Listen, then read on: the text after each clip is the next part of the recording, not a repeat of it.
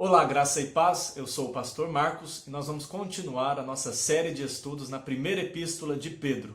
Vamos ler do capítulo 1, versos 22 a 25. Jesus certa vez afirmou: "Nisto conhecereis todos que sois meus discípulos, se vos amardes uns aos outros." João 13, 35.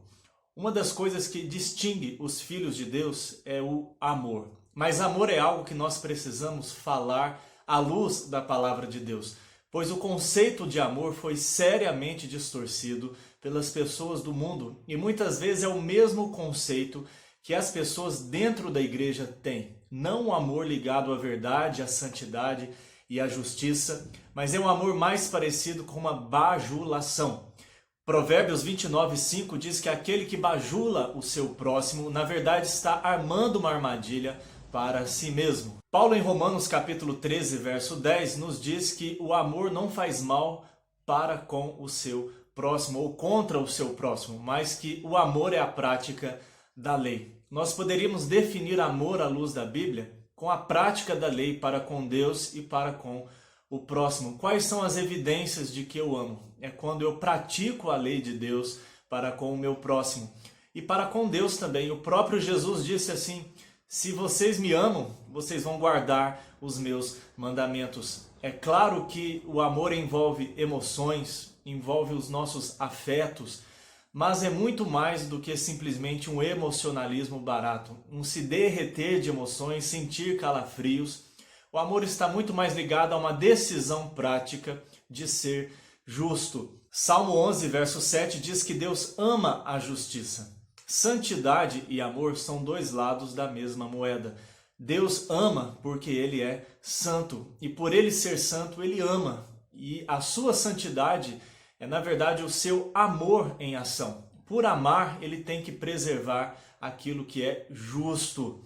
Também em Paulo, Pedro, também muito em João, de modo muito especial em João, que amor e verdade são dois lados de uma mesma moeda. Aqueles que amam andarão na verdade, e andar na verdade é andar em amor. Quando a verdade não é colocada em prática, é mero intelectualismo, é algo frio, vazio, é mera tirania.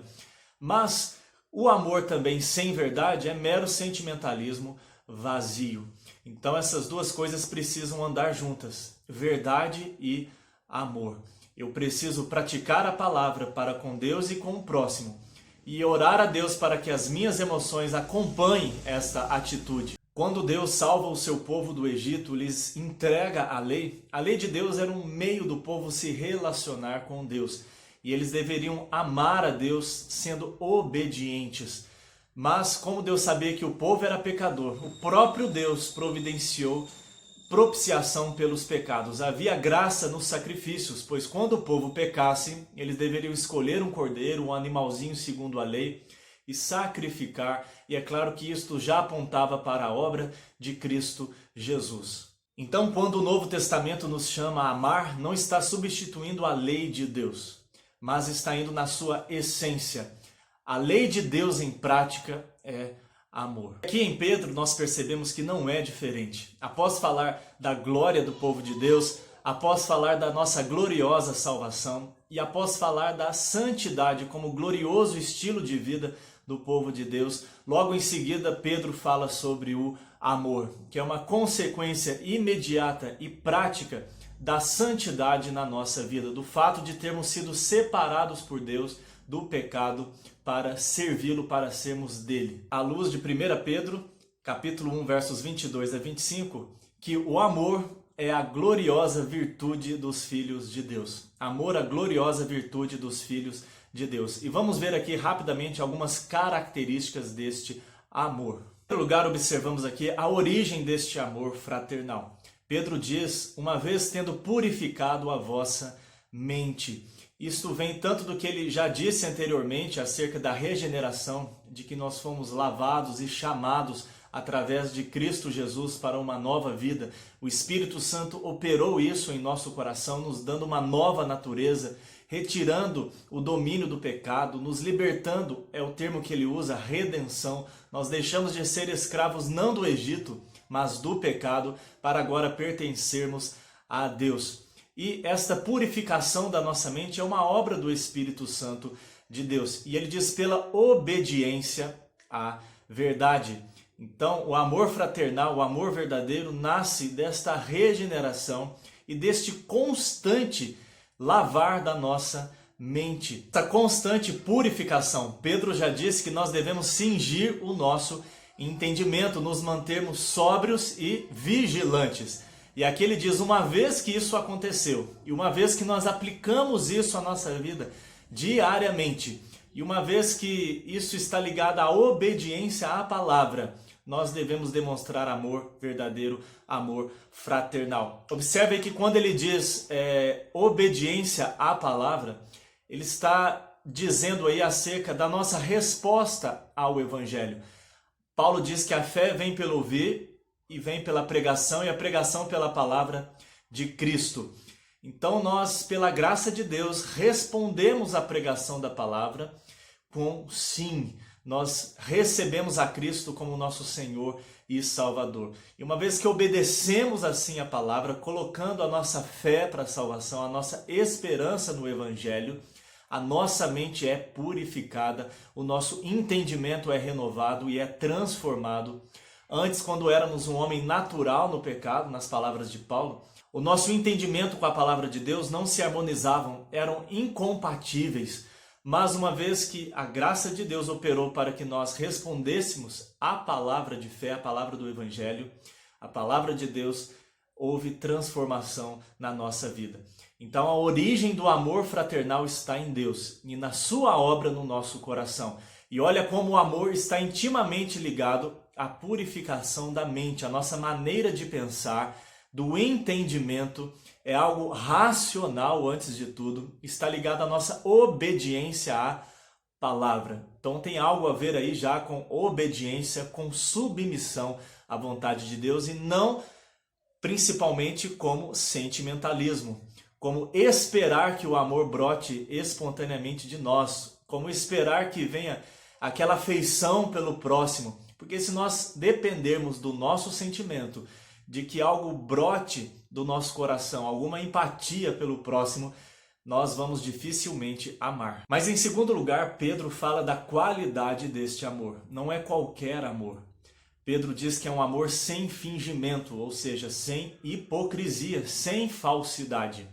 Porque nós podemos muito bem ter atitudes de amor. Por exemplo, distribuir cestas básicas, fazer caridade, ajudar as pessoas. Nós podemos fazer N coisas, mas Paulo vai dizer na sua carta aos Coríntios que quando nós fazemos coisas até boas, nós fazemos até boas obras, mas sem amor, sem que a motivação seja este verdadeiro amor, nós somos apenas como um sino que bate. Desgovernadamente, fazendo barulho, nós só vamos chamar atenção e fazer barulho, mas de fato não estamos agradando a Deus. Então não só a prática da lei, aquilo que devemos fazer, é importante, mas também a nossa motivação. Motivação sem a orientação da palavra de Deus, nós vamos cair no perigo de pecar por excesso, por falta, e muitas vezes vai ser um amor vazio e distorcido. Mas também a receita certa, sem a motivação correta, é mero legalismo, hipocrisia e fingimento. E muitas vezes nós vamos amar só para nos sentirmos bem, para amenizar a nossa culpa, para aparecermos para as outras pessoas. Isso é a linha muito fina. Às vezes até de modo inconsciente, mecânico, nós nos acostumamos tanto com isso, com o pecado, que às vezes nós podemos fazer coisas boas, mas não pela pessoa em si e não pelo amor em si, mas por nós mesmos, para nós ficarmos bem. Quantas vezes a gente não vai em algum lugar com medo do que as pessoas vão dizer de nós? Ou, eu vou fazer isso, senão o que eles vão falar de mim? Fulano me deu isso e agora se eu não fizer? Então nós trabalhamos muito em barganha, em troca, e muito mais pensando no que os outros vão falar de nós, do que verdadeiramente motivados por amor. Por isso que Paulo diz, eu posso dar até a minha vida, o meu corpo para ser queimado, se não tiver amor de nada se adianta. E Pedro aqui vai dizer que deve ser um amor intenso, deve ser de coração, ou seja, da alma, deve ser do nosso interior, do íntimo. Isso traz a ideia de um amor verdadeiro que brota de dentro para fora. E ele diz aí nós devemos amar ardentemente. Deve ser um amor que toma conta do nosso ser, do nosso coração, nos envolve por completo, e um amor prático. É um amor que envolve a mente, envolve a vontade, envolve as emoções. Então esta é a qualidade do... Em terceiro lugar, Pedro nos apresenta a razão para amarmos, ou uma das razões para nós amarmos que ele apresenta aqui neste texto. Ele diz assim no verso 23, pois fostes regenerados. Ou seja, novamente Pedro diz que nós nascemos de novo. Ele acabou de falar, tendo purificado a vossa mente, agora ele diz que nós somos regenerados. Nós somos gerados novamente pelo Espírito Santo. Nós recebemos uma nova vida. O Espírito Santo produziu em nós vida espiritual. Implantou em nós um princípio de uma nova vida. Tirou o coração de pedra e colocou um coração de carne. Agora há vida espiritual. Há comunhão com Deus. Reconciliação por meio de Cristo. Não só com Deus, mas com o próximo. Porque Deus a quem não vemos, nós amamos quando amamos as pessoas a quem vemos. A própria Bíblia diz, se nós falarmos que amamos a Deus, mas não amamos ao próximo, a quem vemos nós somos mentirosos. E ele diz que nós somos regenerados pela palavra, esta palavra. Pedro diz que nós somos gerados pela semente incorruptível, essa semente que foi implantada em nosso coração, regada pelo Espírito, germinada, que nasce e deve dar frutos e frutos de amor. Como diz Jesus no Evangelho de João, capítulo 15, que aquele que está unido a Cristo deve dar fruto. O Pai, o agricultor, limpa para que dê mais fruto ainda. Se nós somos galhos unidos à videira verdadeira que é Cristo, nós receberemos da sua seiva, da sua vida, para frutificarmos para a sua glória. Então esta é a razão para nós amarmos, é porque nós nascemos de novo para isso, nós somos regenerados, não por uma semente corruptível que se perde e que não vai germinar, mas uma semente totalmente genuína, verdadeira, permanente, que é mediante a palavra de Deus. Mas em último lugar, Pedro fala sobre a eternidade deste amor. Pedro vai traçar um contraste entre as coisas passageiras, corruptíveis desta vida, com algo eterno que vem da parte de Deus. Ele vai dizer, pois tanto a carne...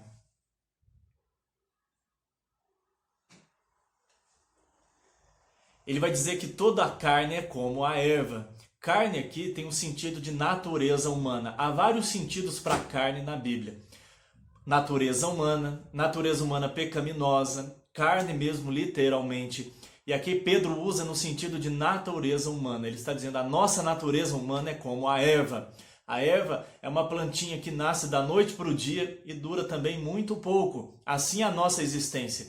E a Bíblia compara a nossa existência à erva em vários lugares para definir a brevidade da nossa vida, como nós somos frágeis e passageiros. E Pedro aqui vai dizer, a nossa carne, ou seja, a nossa vida aqui é como a erva, é passageira. E ele vai dizer, e a nossa glória, Pedro vai dizer que a nossa glória, a glória da carne, a glória da nossa natureza humana, da nossa peregrinação aqui, é como a flor da erva. Por quê? A erva nasce rapidamente da noite para o dia, às vezes você nem a plantou, e ela dá uma flor e rapidamente seca e murcha. E assim são as glórias humanas, elas são passageiras, elas têm início e fim, elas duram muito pouco. Ainda que você viva 100, cento e poucos anos, é muito pouco diante da história humana e é nada diante da eternidade. A glória que os homens buscam, amam, encontram sentido na vida nessas glórias, matam e morrem por estas glórias, por fama, poder, dinheiro, sexo, reconhecimento. Toda esta glória é passageira. A juventude, a força, a saúde, os bens, as conquistas. Toda esta glória é como uma flor da erva. Veja como a palavra de Deus é maravilhosa e compara a nossa vida com algo tão frágil, com algo tão singelo. Às vezes você até já pisou numa erva ou arrancou alguma erva do seu jardim. Pois é, a Bíblia está dizendo que a sua vida é como esta erva e toda a glória que você pode conseguir aqui é como a flor desta erva. Mas então Pedro vai dizer, a palavra do Senhor, porém, permanece para sempre. A palavra de Deus é eterna. O próprio Jesus diz, o mundo passará, todas as coisas passarão, mas a minha palavra permanecerá para sempre. Porque a palavra de Deus é perfeita. Nós encontramos isso em vários lugares das Escrituras. A palavra de Deus não precisa de revisão, não precisa de correção, não precisa de que nada seja retirado da palavra e nem acrescentado, não precisa de notinha de rodapé, de emendas, porque a palavra de Deus é perfeita, porque ela expressa perfeitamente a vontade de Deus, ela é a palavra de Deus. Pedro vai dizer que nós fomos evangelizados por esta palavra, ou seja, as boas novas de salvação chegaram até nós através dessa palavra que é eterna. É através desta palavra incorruptível e eterna que nós fomos evangelizados. É por isso que Paulo vai dizer em 1 Coríntios 13 que agora permanecem a fé, o amor e a esperança, mas o maior destes é o amor. Porque nós vivemos de esperança até a volta de Cristo. Andamos aqui pela fé até que Cristo venha, mas o amor jamais terá fim, porque é a plena expressão da vontade de Deus. Então o amor é algo eterno porque está intimamente ligado à palavra de Deus. Esta palavra que lançou essa semente incorruptível, esta palavra que permanece para sempre, esta vontade de Deus é que define para nós o amor e é algo indestrutível, é algo eterno porque está intimamente ligado ao caráter de Deus. E nós enxergamos em Cristo a encarnação dessa palavra, a encarnação deste amor. E basta olhar para as palavras de Cristo, basta olhar para as palavras de Cristo, para os seus posicionamentos, para as suas atitudes, para a maneira como ele tratava as pessoas, para compreendermos melhor o que é este amor. Jesus era firme quando precisava ser. Jesus corrigia as pessoas quando precisava corrigir. Jesus exortava quando era necessária exortação. Jesus confrontava as pessoas no seu pecado, tirava elas dos seus pecados. Jesus ia até os pecadores, ia. Se assentava com os pecadores, se assentava. E isto muitas vezes significava ser mal interpretado pelas pessoas. Mas não quer dizer que Jesus se assentava com os pecadores para dar um tapinha nas costas, para aprovar o que eles estavam fazendo, para incentivar, para ser omisso, para apoiar e muito menos para praticar. Bem-aventurado é o homem que não ouve o conselho dos ímpios, nem se detém no caminho dos pecadores e nem se assenta na roda dos escarnecedores. Então Jesus, ele ia até o pecador para resgatá-lo e para dizer: vá e não peques mais. E a maior expressão do amor e santidade está na cruz. Jesus ali cumpriu perfeitamente a justiça de Deus no nosso lugar. Deus nos amou? Sim, mas em Cristo Jesus. Deus não nos amou com amor banal. Deus não simplesmente varreu o nosso pecado para debaixo do tapete. Deus em Cristo fez justiça contra os nossos pecados. Para não nos punir e poder nos receber como filhos amados redimidos, ele puniu o Filho amado Jesus Cristo, perfeito, Filho de Deus, perfeito homem, o Deus homem, esse Deus maravilhoso que se fez carne.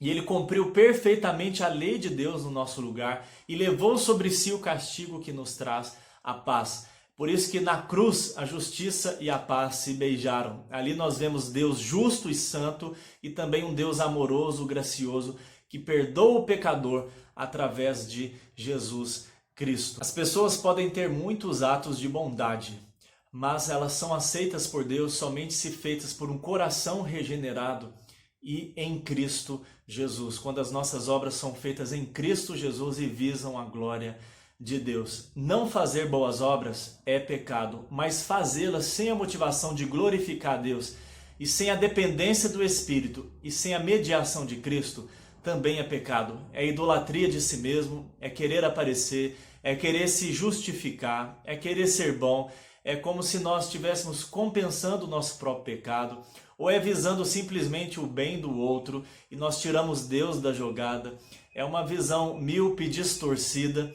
Então nós devemos ter atitudes de amor, entendendo que amor é mais do que dar cesta básica, é mais do que fazer caridade, mas é praticar toda a lei de Deus com o nosso próximo. Isso começa em casa, começa nos nossos relacionamentos, se estende para a igreja e para toda a nossa sociedade. E é claro que nós precisamos para isso da graça de Deus, porque o nosso coração naturalmente é avesso à lei de Deus, é inimigo de Deus, é inimigo do próximo. Por isso que nós precisamos relembrar cada um desses passos, que a origem deste amor está na regeneração, no novo nascimento, que a essência deste amor é um amor não fingido, não hipócrita, mas do coração, é um amor ardente.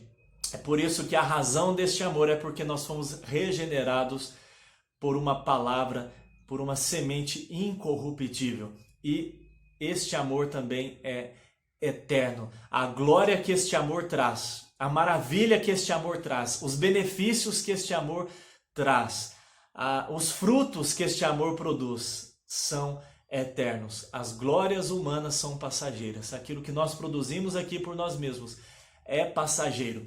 Mas quando nós caminhamos na palavra de Deus, esta palavra eterna, quando andamos em amor, nós estamos evidenciando uma glória que é eterna. Amor, a gloriosa virtude dos filhos de Deus. Que Deus nos ajude em Cristo a andarmos em amor,